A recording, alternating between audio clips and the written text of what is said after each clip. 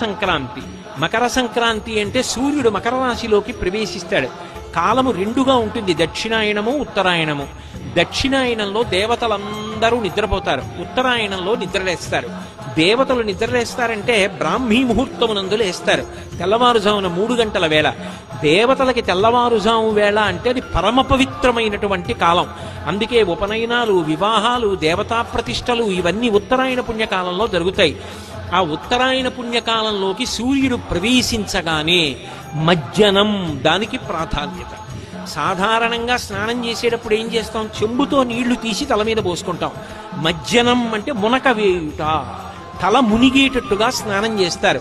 జీవనదులలో కానీ పుష్కరిణులలో కానీ స్నానం చేస్తూ ఉంటారు. తల ముంచి స్నానం చేస్తారు, దాన్ని మజ్జనం అంటారు.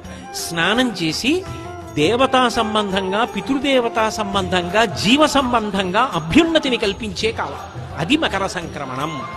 పుణ్యకార్యం చేయడం నేర్చుకో, దాని వలన పొందిన పుణ్యం నీ జీవుడితో వస్తుంది. మకర సంక్రమణ పుణ్యవేళ పరమపావనమైన కాలం. ఉత్తరాయణ పుణ్యకాలం దేవతలందరూ నిద్రలేచేటటువంటి సమయం.